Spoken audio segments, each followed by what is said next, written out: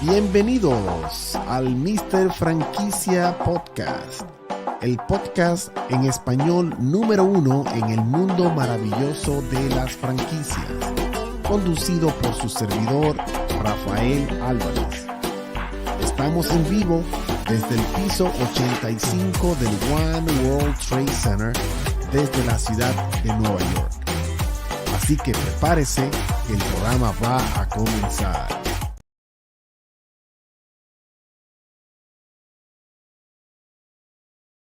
Saludos. Here we go.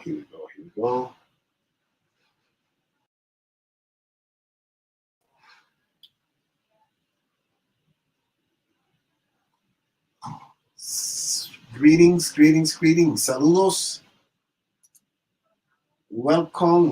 Here we are live. We're live from the One World Trade Center on the 85th floor in New York City. Welcome. Bienvenidos a el podcast bilingüe número 1 en inglés y en español, in English and Spanish in the nation. So today we have a very special guest, very interesting. I've been really follow him in social media, and I've seen the tremendous amount of growth that he's having. He's a real true franchisor, a real true Latino that really making a huge difference in the franchise industry, providing a lot of great opportunities to so many people nationwide. Today, our guest is Mike Herrera. He is a 30-year veteran of the franchising industry and has worked for and consulted with large, mid-sized, and small franchise companies in the area of franchising development, marketing, and operations. Mike is the Chief Business Development Officer of Future Vol brands and affiliated brands Windows Film Depot, Impact Security, CoolVu, Longvol, and wholesaler of CoolVu Auto Spa. Interesting. Also, Mike is the president of CoolVu Glass and Surface Solutions, a franchise operation that launched in February of 2022. Wow, that recent, and has 64 franchise territories and expected to reach 100 plus locations by the end of 2020. Guys, let's give a round of applause to Mike Herrera. My friend Mike, how are you? Woo. Rafael, I'm doing great. Great to see your face. How are you, my friend? All right. How are you? A buena hora. It's about time. I mean, we've been talking for so long, try to make this podcast happen, and finally we're able to make it. So I really want to thank you for taking the time. I know that you've been traveling quite a lot. I know that you have been working very hard building your brand. I mean, numbers speak louder than anything else, right, Mike? That's right. Well, thank you. I appreciate that, Rafael. And yes, I'm excited to be on your podcast today. And you're right. I have been traveling quite a bit, and we've got our entire team working very hard to grow our brand, but also to work very hard for our franchise partners as well. That is fantastic. I mean, I know that you must be getting to connect with a lot of people in the industry, showing up, doing all those Discovery Day. But what I really want to do, first of all, I would like to people to get to know who's really Mike Herrera, because people might see you in social media. You're very active in LinkedIn and all of those social media platforms. But the reality is that people really get to know. I would like to know who's really Mike Herrera. Also, where were you born, Mike? I mean, were you born here? Your parents? I mean, tell us about your background, your history, so people know exactly who you are. Yeah. Actually, I was born and raised here in Southern California, and my parents are originally from San Antonio, Texas. Grandparents immigrated here from Mexico, but my parents were both born here in the USA, and during the early 60s, I should say, there were a lot of exciting things going on in California, especially in Southern California.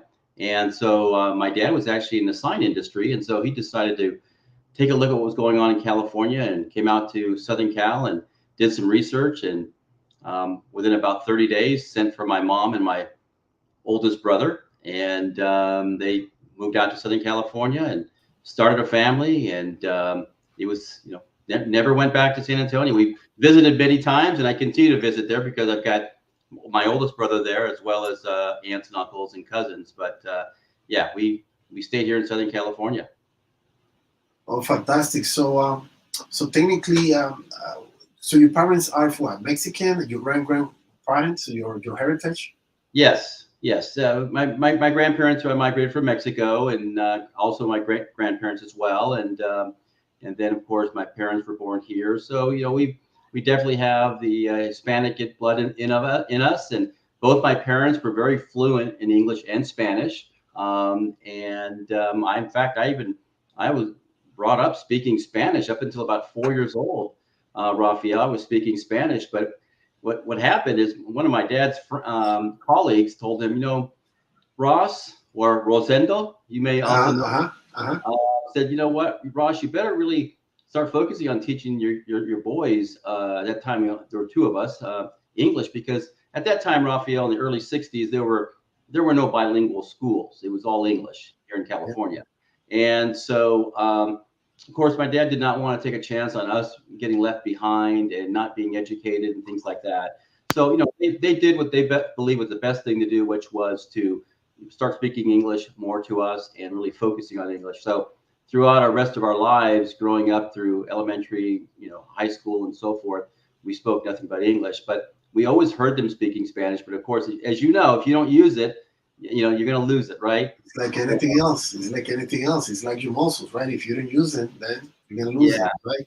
Yeah. No, I really understand, and believe it or not, that's really the fabric of this great country in a way. So many people. I mean, yesterday I was doing a podcast with someone that is Italian background. Same thing. I mean, he's like fourth or fifth generation of Italian American here in the United States. So obviously things are changing. You kind of lose the language, but no matter what, your roots are your roots, and nobody can change that. It's in your DNA, my friend. Believe it or not, right?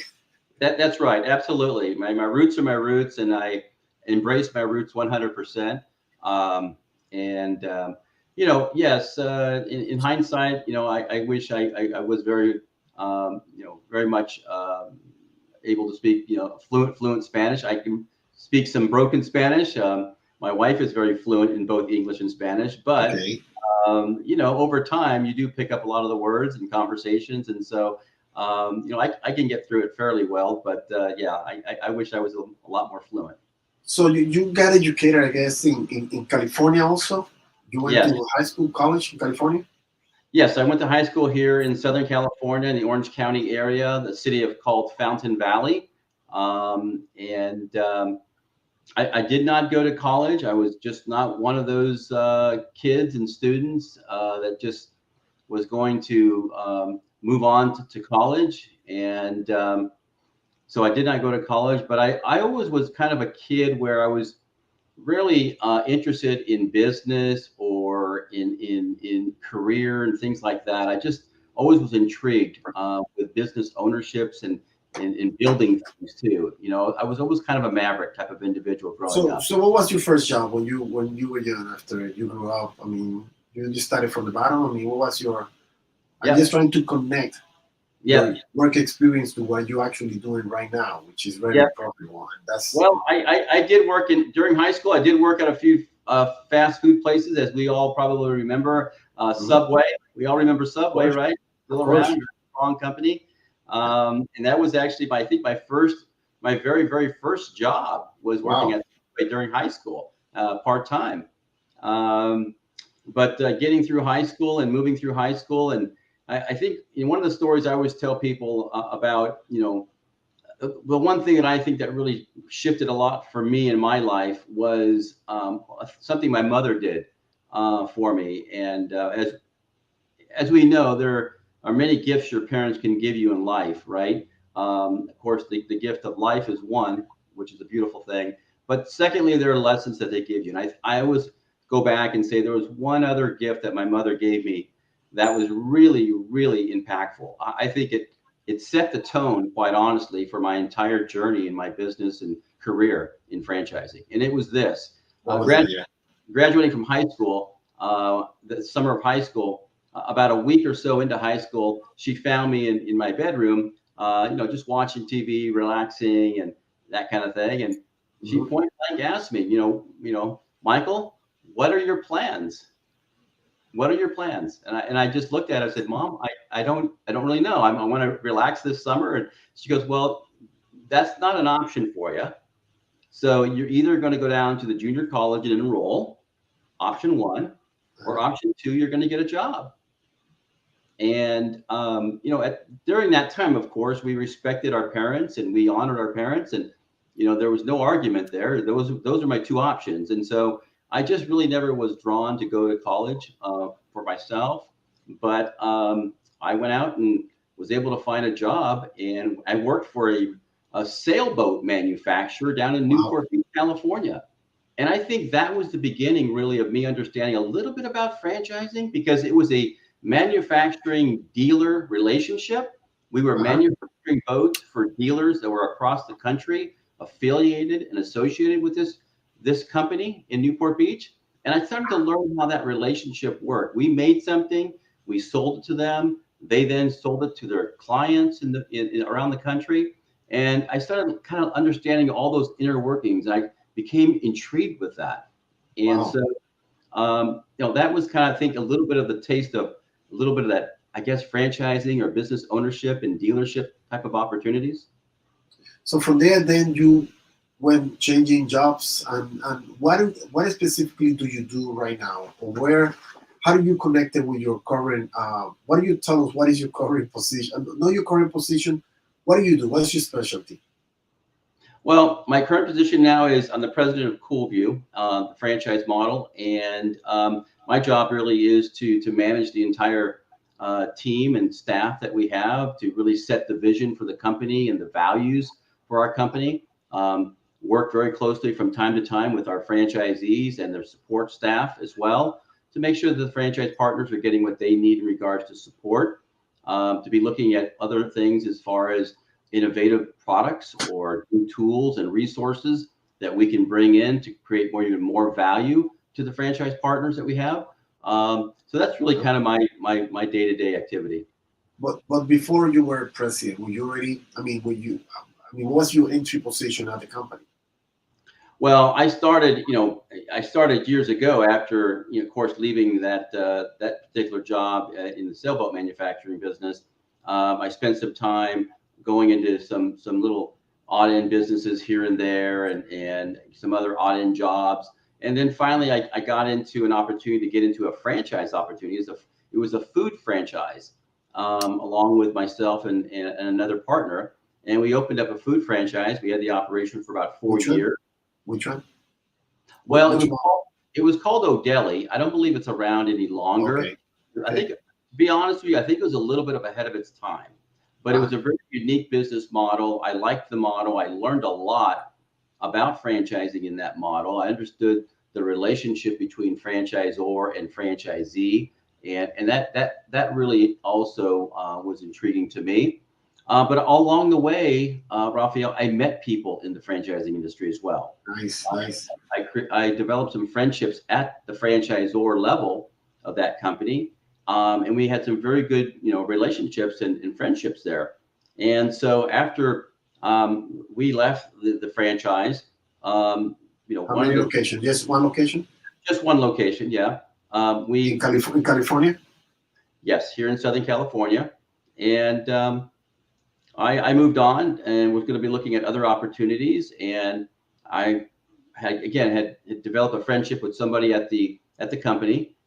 He had then simultaneously, he left as well and was getting involved in another franchise company in the actual home inspection industry. So you got involved with which company in particular? The actual home inspection company was called InspecTech out of Northern California. Okay. And my friend that I had become friends with was the VP of development there. And he reached out to me one day and said, hey, what are your plans? I know you've left the restaurant business and industry. What are your plans? I said, I don't know yet. I'm going to kind of think this through and figure out what I want to do next. He goes, well, why don't you think about getting into franchise development? He goes, you've got the right personality. You've been in franchising. You understand the relationship between the franchisor or franchisee. You understand the value of the systems and all of those things that go with franchising. Why don't you think about it? I'd like to get you involved in what I'm doing. So I said, let me give some thought. So about 30 days went by, and I reached back out to him, and he flew me up to Northern California. I learned more about the company. I learned deeper about the other side of the business, which is the franchisor side of the business, right?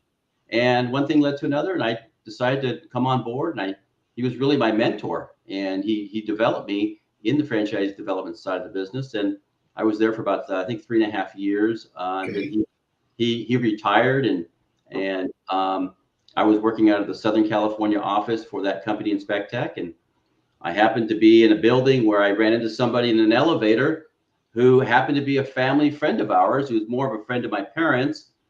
His son played baseball with my youngest brother.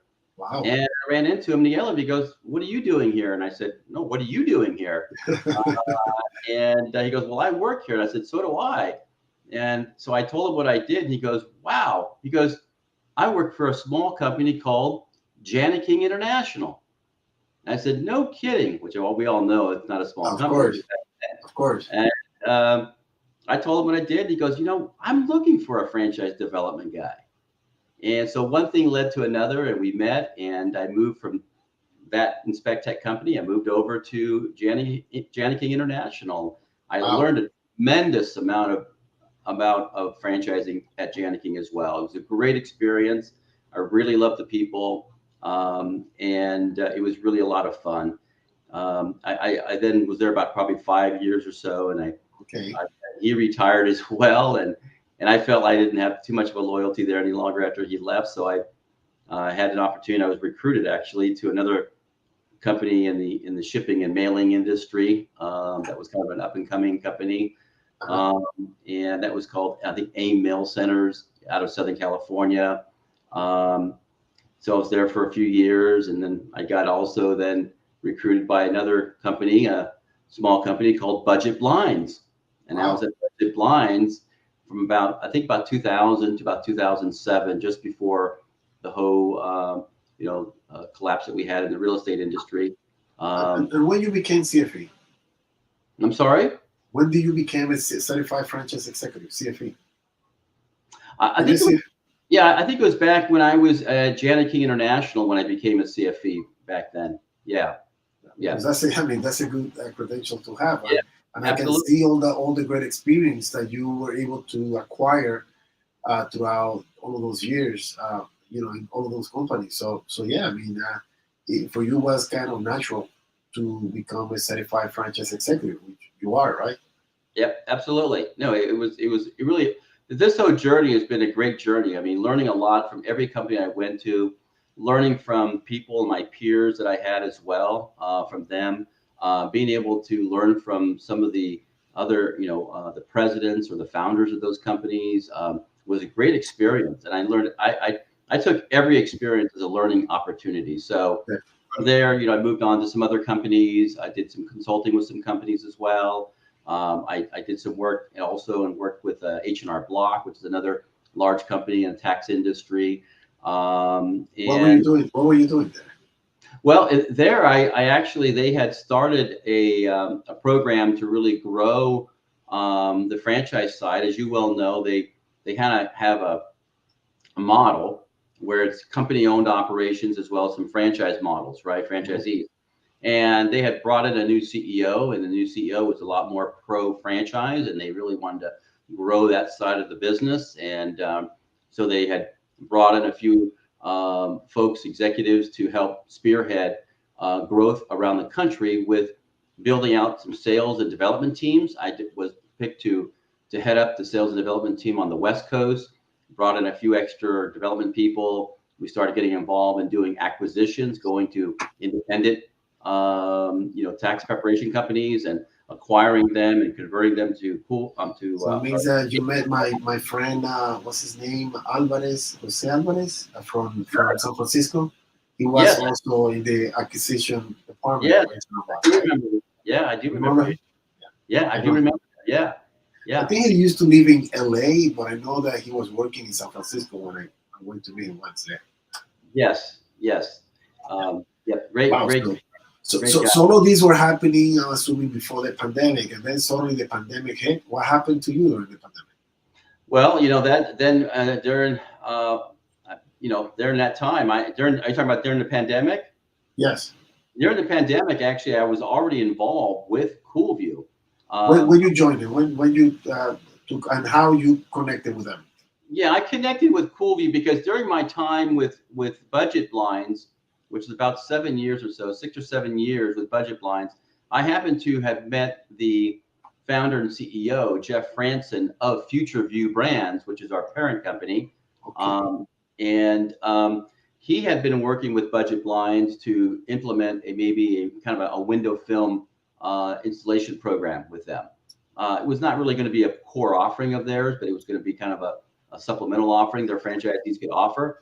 And so that was the whole idea behind it. And so there was a relationship there. And I had met him a number of times when he came to the office. We stayed connected through social media. We connected on the phone periodically. And then probably like, I guess about 3.5, almost 4 years ago, he reached out to me by phone and said, "Hey, Mike, I've got this idea and this product and this brand that I think could be a great opportunity. And I'm looking for someone like you." And I said, "Well, tell me more about it." So one thing led to another, and we took the product that he had been wanting to bring to market, which was a transitional window film, which was very unique. Most film today or back then and even now, is a static film. Whatever shade you want is what you get, right? But so we're talking about films for windows. Yes, window film for glass that you would put on your home or your business or the window right behind you. So yeah, but this particular technology of film is a transitional film that goes from light to dark, right? Just like the glasses. And so we were going to take that to market. We were going to really kind of just see how the marketplace not only accepted that product, and we were going to distribute it through independent window film tinters across the country. We did that. The industry itself really accepted well the actual CoolVu brand name. The consumers did as well. The product was well received. It did very well. And all of that was really with the idea of someday looking at getting this into the franchise industry, because there is not really anybody in the what we call the space for window film tinting. So you guys are the only one in your space? Is that what it is? Well, in what we call in the flat glass space, we would say that there are just a few. There are only really two of us in the flat glass space. Most of the others are more in the automotive window tinting.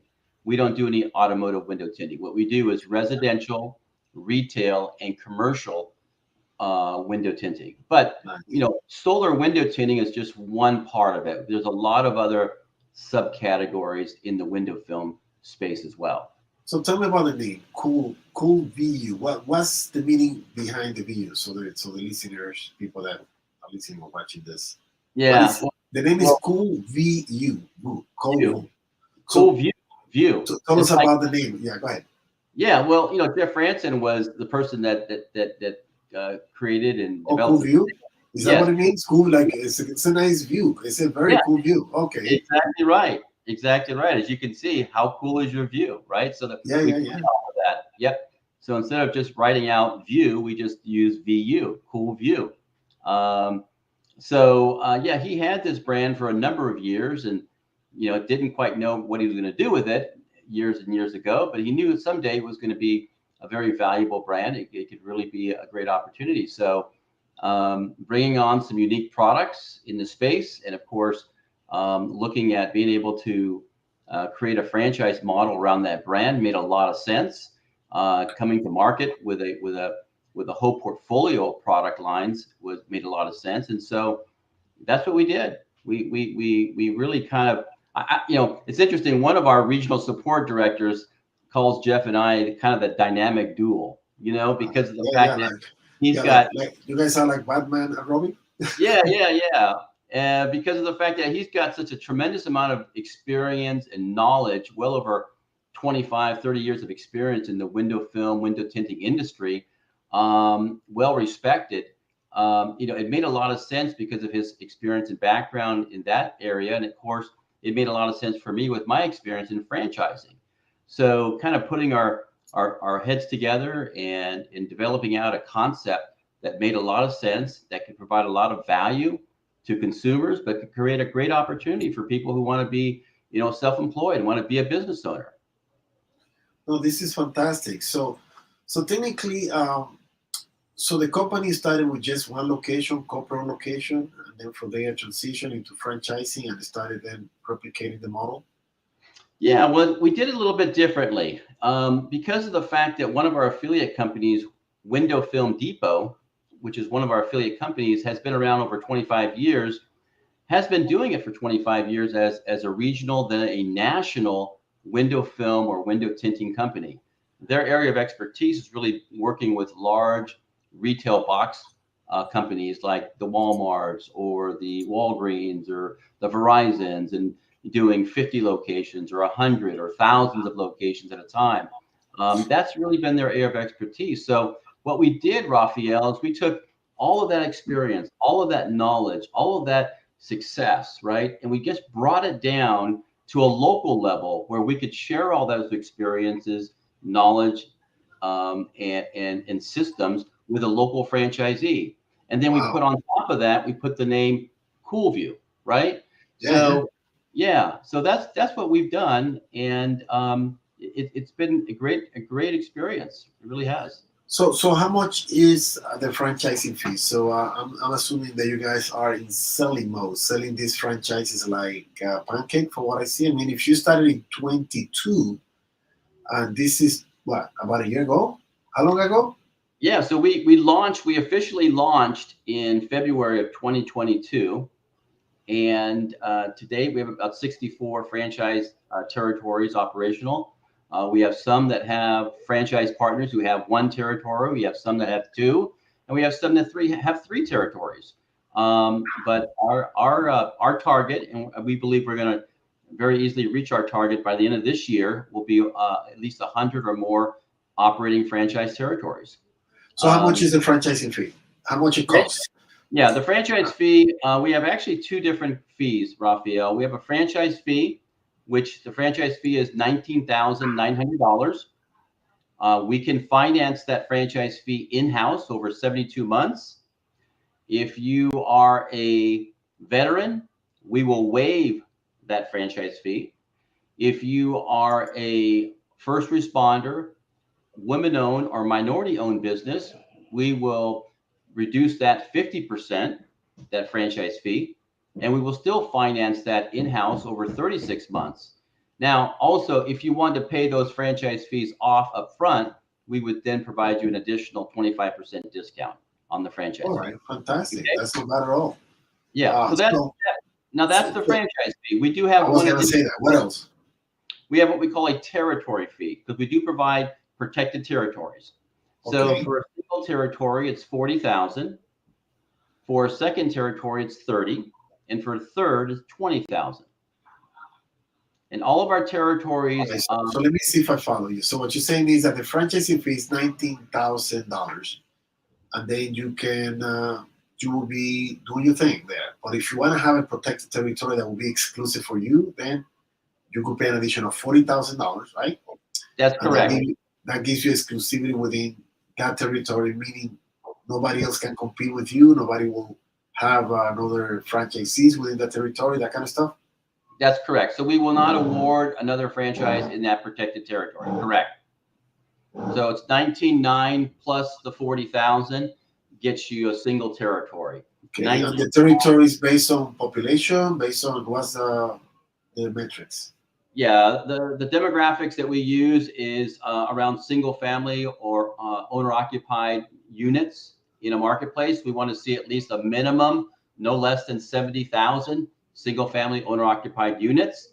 We also look at average household incomes. We also look at the number of retail businesses and the number of commercial structures. Because keep in mind, everything that we do has to do with glass, right? We've got products for windows and glass on retail storefronts, commercial glass, residential glass. Those are the things that we're looking for, and also, of course, flat surfaces. We've got products that we can actually reskin non-porous flat surfaces. We can actually wrap them with different types of vinyl material.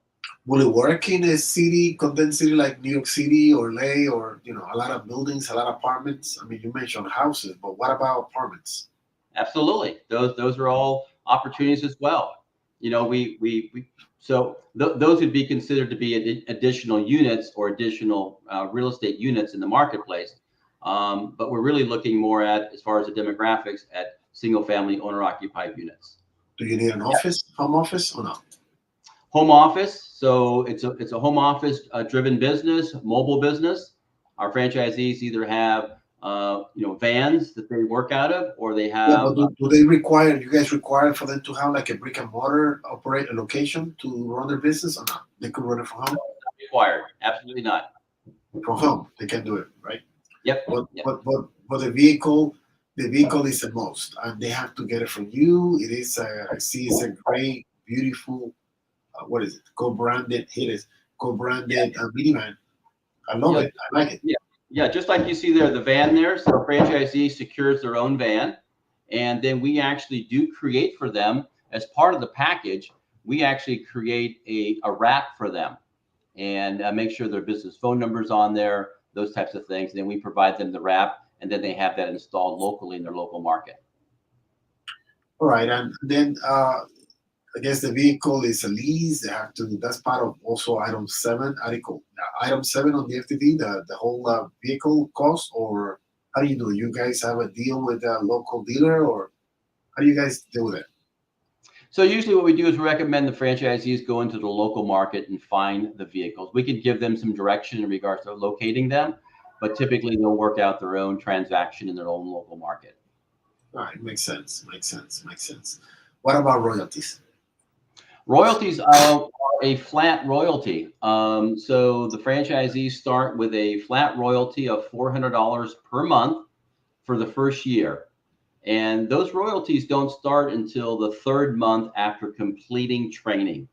So once they've completed training, they get a couple of months of getting ramped up, and then the royalties will start at $400 a month for the first year. And then they'll go up to $800 a month for year number 2, and they'll go up to $1,200 in year number 3, and then they'll go up to $1,600 per month in year number 4 to the end of the 10-year term of the franchise agreement. Oh, I like this. I like this design for businesses, right? You guys do the whole thing, the graphics design and everything. Yeah. Well, that's the other thing. When you think about CoolVu, think about it this way, Rafael, is that anything to do with glass or flat surfaces, we've got a product for that. So let's say, as an example, there are really 3 legs of our revenue opportunity. There's the window film or window tinting or window film side of the business. But even in the window film, there are really subcategories, right? You've got your solar films that help you from the heat, the glare, the fade control. But then you've got like decorative films, right? You've got security films. You've got switchable smart film. You've got cloaking films. There's so many different types of other applications for glass in the window film space. Then you move over to the second leg of revenue, and that's your printed graphics and wall murals. Now, the beauty of this is that the franchisees don't have to invest in a wide format printer. Okay? They don't have to invest in a retail location or a commercial location. We do all the printing for them. We've got 2 locations across the country, one in Glendale, Arizona, and one in Marietta, Georgia, where we have flat wide format printers, where we have teams that can print everything for our franchisees, and then they'll box them and ship them to the franchisees to install for their clients. So that's the other leg of business opportunity for the franchisee. And then the third leg of revenue opportunity is what we call the architectural surface finishes or architectural finishes. So any non-porous flat surface, either be tabletops at a restaurant, doors at a hotel or a hospital, any type of cabinetry that has, that's pretty flat, those can all be wrapped with a vinyl material, either in solid colors or textured material or wood grain colors as well. And so instead of having to replace those items, they can do what we call refresh those items, right? So typically it's about half the cost of replacement, and you have no disruption to your business. Think of it this way: if you have a hotel and you've got 400 rooms and doors, and you want to replace those are very expensive fire rated doors, and to take them off the hinges is a lot of time and effort. We can actually go in and wrap those without taking them off the hinges and not be so disruptive to your business. So it's a great product. Now, pulling all of those three revenue products together and collectively, what makes them very much alike? Think of it this way: the window film, the printed graphics, and the architectural surface finishes, they all have something in common. They're all peel and stick material, right? So you don't need any specialized heavy equipment or anything like that. It's very simple. Wow, I can see that this is a very profitable business. I mean, I don't know the metrics, I don't know the numbers, but I'm assuming, I don't know if you can share it. I mean, it takes a long time for people to recoup the investment, or what? Well, the margins are very good, and I want to be careful because we're limited. It's called. We do have an item 19, but it only goes so far because of our early time that we've had so far. But yes, the margins can be very very exciting once people start learning about the business. They start validating with our franchisees. They will learn very quickly that the margins are very nice in this business. No doubt. What else, you guys? What else do you provide to the franchisees? I mean, I'm assuming training, technology, any technology. We do actually. So they do go through 4 days of comprehensive training, not only on how to run the CoolVu business, but also, of course, there's the marketing aspects of the business that they learn about, both the things that they'll be doing in the local market and the things that we'll be doing for them on their behalf. And then, of course, installation.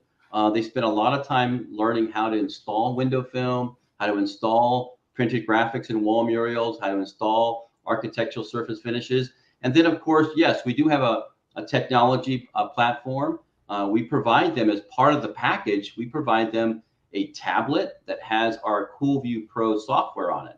So this is a business software that allows them to not only run their operation on a daily basis as far as having all of their business contacts in the software, but to do all their proposals, to do all their the pricing and setting up their proposals, to doing all of their scheduling, to receiving proposals electronically that have been approved by their clients. So really, this is a great technology that they'll use. And how do you handle the marketing? You guys provide the marketing. Do you collect the marketing fee also, or not? We don't collect what we call a brand marketing fee at this time. We want to reserve that to a point when we get to maybe a little bit higher number of operating territories, and then we can really then set the vision for the franchisees of how we're going to use these resources and how it's going to benefit them. So how do they pick up then? How do they pick up clients? How business come to them? I mean, if they don't know. Yeah, well, there's marketing at all, or not? Absolutely. So there are marketing plans that we share with them that they'll be implementing in their local market. One of the things that they'll be doing is, and we actually do set it up for them, is their Google business pages, their Facebook pages. As you know, a lot of business is done now over social media. People learn about your products and services through social media. People are searching all the time through all the different search engines, especially Google. So Google My Business pages, we have a great vendor who has partnered with us, and for a very small investment every month, the franchisees can have a great optimized Google business page in their local market. We've seen a lot of success with that for our franchisees. We also have a national program with Angie's Leads, and we've seen some great success with Angie's Leads as well. The other thing that we also have from our side of it on the corporate side is because of our relationship with several of our affiliate brands. Window Film Depot, as well as Impact Security, they generate a good number of leads on a daily basis as well. As an example, Window Film Depot, they generate a lot of leads, but those leads that they get may not be leads that they're looking to actually do. They're not larger, either commercial structures or large retailers with multiple locations. So those could be residential leads, they could be retail leads, they could be small commercial leads. Those leads, we're actually pushing all those leads down to our franchisees in their local markets. So that's happening really on a daily basis. We see those opportunities. The other part of it too is that we do create on CoolVu.com website unique landing pages for all of our franchise partners. So they all have their own landing pages. We optimize those landing pages for them with keyword search and those types of things. And so we're seeing a lot of activity from those pages as well. So we're really seeing a lot of activity, both from what the franchisees are doing in the local level as far as marketing, but also we're seeing a lot of things that we're doing for them and driving opportunities to them on a daily basis. And how you picking up franchises? I mean, you get them at trade shows, or how aggressive are you guys are marketing, going after potential leads, franchisees, and also do you have a? I mean, do you have a big number of Latinos also franchisees? How's that going so far? Yeah, so I would say right now we're generating a good number of our candidates through both organically through our CoolVu.com website organically, but also through our broker network relationships we have with probably at least a good 5 or 6 different networks out there that we work very closely with. And I have worked with them in the past and have good relationships with all of them. And so they really have embraced the CoolVu model very, very well. We're really happy about that. As far as the number of Latinos in our franchise companies thus far, we actually have 3. One out of the West Palm Beach area. We have also 3 brothers actually in San Antonio. And then we just brought on, a new franchise partner out of Wichita, Kansas as well. So we now have 3 people of Latino backgrounds as part of the franchise. But I would like to see a lot more. I would like to see. No, definitely. Well, there are 63 million Latinos, so you know. It's not a secret. We're the 5th largest GDP group, generating $2.83 trillion. So yeah, I mean, if I were you, I would really target a lot more area. Where are you focusing on? Which segment of the country? East, west, south? I mean, where are you at? We are really focused on a national presence right now, Rafael. We now have, I believe we're now in 20, if I'm not mistaken, we're in 26 states now, soon to be 30 states. And so I think we've got a very nice balanced footprint across the United States. Well, definitely. I mean, I would like to, I think I sent you the invitation anyway, because we're hosting an event focusing on the Latino market in the New York metropolitan area. I don't know if you guys are selling or registered in the state of New York, or at least in the New York metropolitan area that includes Jersey and Connecticut and Pennsylvania. But in August, we're having a Franquicia Fest, and we're looking for brands that we can connect also with. This is the Latino Franchise Association, to try to really promote franchising within the Latino community and really try to wake up all of those Latinos that want to grow. And Latinos, listen, Latino, we love money. We like to make money. We like expensive things, right? Beautiful cars, beautiful houses. So nothing better than getting them involved in franchising, that we know that it is so profitable and they can make so much money. But I felt, and I'm telling you, I went all over the country promoting my brand when I was, when I was really developing my brand, and I hated after every discovery presentation that one of them would come to me and say, Mr. Albert, explain to me how this works. So I'm gonna work, make money, and what percentage you taking out of my money? And I said, well, there is a royalty. We're collecting 10% royalty, whatever, 5% royalty. And they said, wow, so I work and then you take it. I rather do it on my own and then keep 100% of my money. Yeah. And that's what demonstrated to me that Latinos at that time, they were not ready. They didn't get it. They didn't get the whole franchising concept, which Yeah. now they're starting to see the light at the end of the tunnel. I mean, Yeah. based on what I'm doing, based on what the association, the Latino Franchise Association is doing, and we see that now many of them are starting to wake up and smell the coffee and say, wait a minute, look what we have been missing out. I mean, I'm sure that you'll see what's gonna happen with your brand, but let me know, speculate. But I know that No, what no people are doubt. looking is people like you that have the knowledge, that have the know-how, that have the willingness to teach them well, so they can really be profitable in the business. That's all, right? Absolutely, absolutely. And I share that all the time with different people that I talk to periodically with our development team. Is that you know you have to really, when you start looking at any types of fee structures and royalties like that, you have to look at it also from the perspective of what is the value that the company is bringing to me, not only in the branding, but all the materials, the marketing materials that have been developed, the online strategies and materials, the technology, the products, right? The products and development of products, the branding around those products, the lead generation, all of those things. And you start looking at The all of, pricing, the pricing. I'm sure that they get the films and everything at a very minimum oh, cost compared if absolutely. they will do it on their own. They will be having one location on their own. I mean, Yeah. there is a way they can order the volume of films, whatever materials, Yeah. right? Yeah. That is being used. So we have our own branded products and the aggressive pricing that we leverage to get good pricing that we can offer them to our franchisees as well. But yeah, if you guys start looking at all the different people that are involved in our company and all the different support services that we provide, and you try to say, what would it cost me as an individual to have access to these kinds of people in my own business? There's no way you could afford it, right? As an independent, you could not afford to have a marketing person, operations person, a technology person, somebody developing new concepts and ideas, going out there and building strategies and relationships to drive more leads to you. You would not be able to afford that. But for $400 a month with us, you have access to all of that, Wow. right? So, I and mean, then of course, when you look at another way to look at it too is look at it from the side of the exit strategy, down the road when I want to decide to move on, perhaps.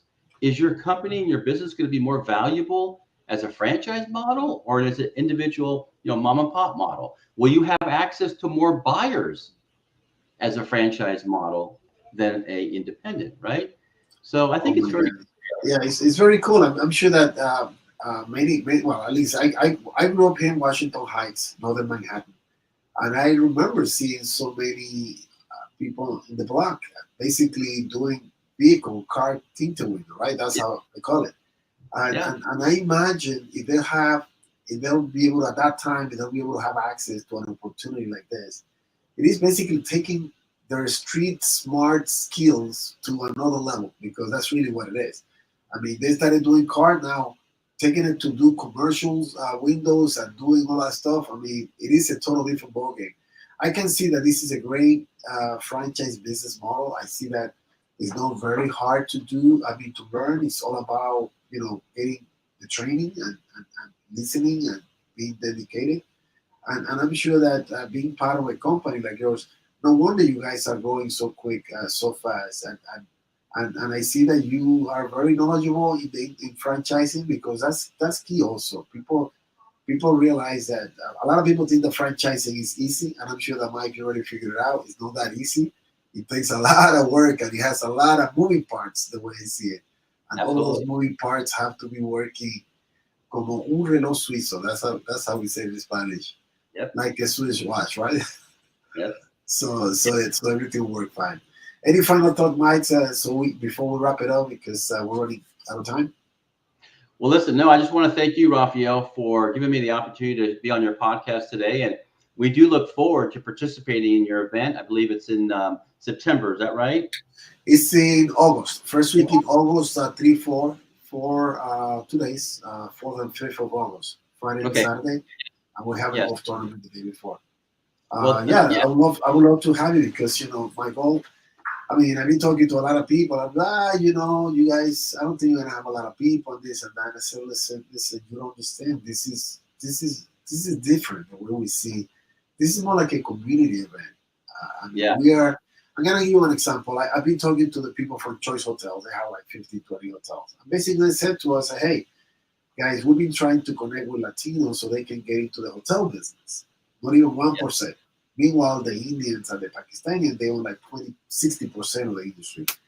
What do we have to do to connect with these people? I said, just come to our show. And guess what we're gonna do? We're gonna bring you the supermarket, Latino Supermarket Association. Those people own like 70, 80 supermarket within the New York metropolitan area. Let me bring you the Latino Medical Doctor Association, the Latino Dental Association, and all those professional people that have money, resources, capital, and they're doing very well. And I'm sure that they wouldn't mind investing in some of these great opportunities, or perhaps talk to some relatives that they can provide the capital so they can be part of these franchises.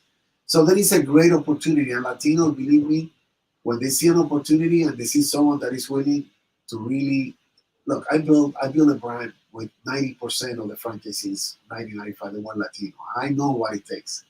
I know what it is, and I know how hard this segment, this group of people work, and they are dedicated. I mean, you know what I learned also, Mike. I was talking to someone the other day at the headquarters of New Brands. I was participating in the event there, but the people from 7-Eleven, I hear that 7-Eleven, they identify that what is their best profile, franchisee's profile. Believe it or not, you know what is the best franchisee profile for them?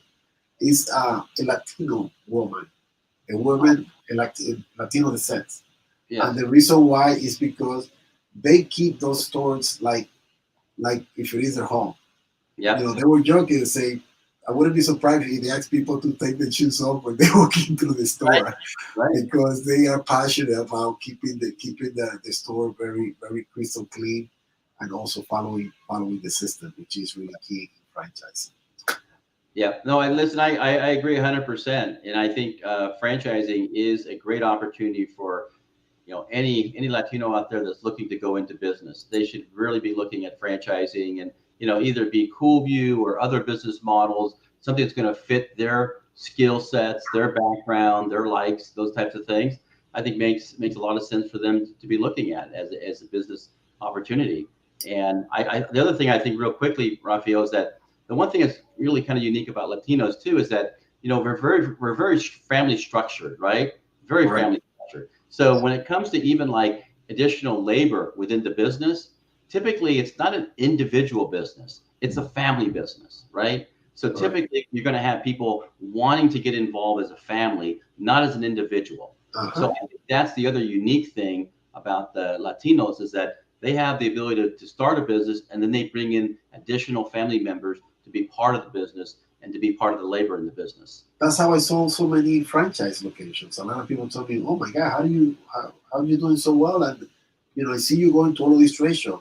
I was going to a lot of trade shows, but I wasn't that successful. I didn't really were able to sell that many at the trade shows. Most of my franchises came, like you said, from family members. Mm-hmm. If one of them was doing well, if we as franchisor, if I did my job, provided the support, the training support, and everything else, and they did well and they're making good money, guess what?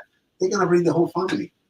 Yes. Y el primo, only the uncle, son el tío, el sobrino, el primo, el hermano. Everybody wants to have their own franchise in the same franchise. Well, Rafael, let me know. Listen, you can count us in for that event in August. We're CoolVu will be there as an exhibitor at your event. Okay. But also let me know also whatever I can do to be whatever type of ambassador to help you with your Latino association. I'm happy to provide some assistance on that side of it as well. Well, definitely. I'm sure there is a lot that can be done, and even I can, we have some seats at the board levels. Also, if you want to get involved, at least participate as part of the advisory board, etc., etc. But look, that's really what it is. In reality, it's all about promoting the franchising brand. I mean, what we're doing, it is going to help the whole industry, whether they join your brand or they join another. I don't really care. They join. I have brands also. Right now, I'm launching a whole bunch of brands under the Latinx franchise brand company that I created. And, and I'm not thinking about my brands. I'm talking about in general, because everybody's gonna benefit from franchisors to even franchise consultants, franchise brokers, to IFA, to even the expos. What is it, MFB?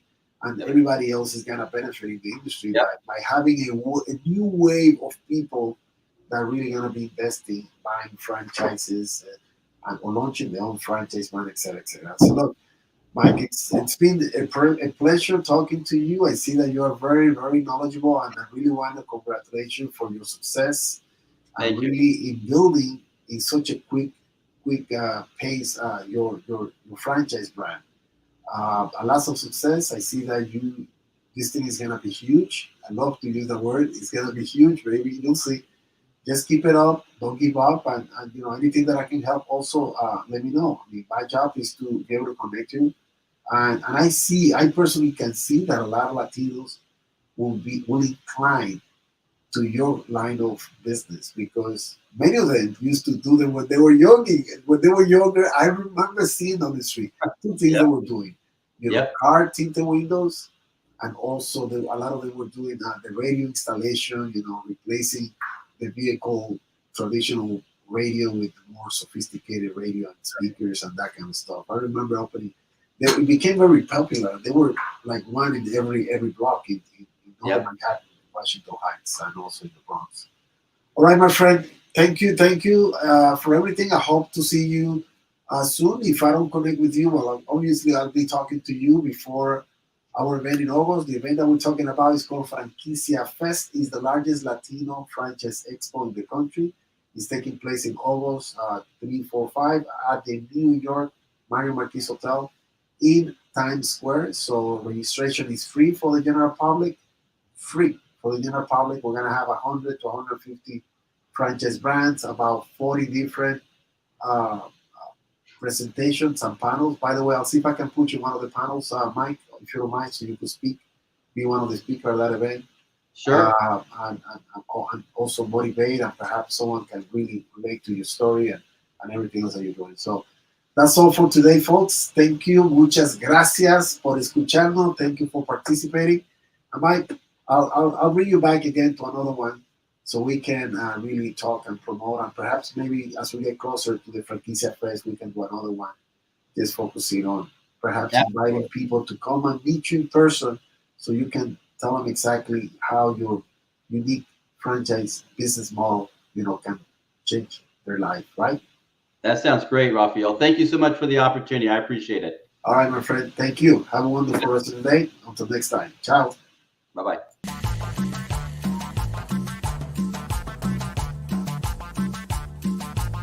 Muchas gracias por escuchar nuestro podcast. Esperamos que la información haya sido de su agrado. Manténgase en sintonía, síganos en todas las plataformas de social media y visite nuestra página en el internet www.mrfranquicias.com. Hasta la próxima.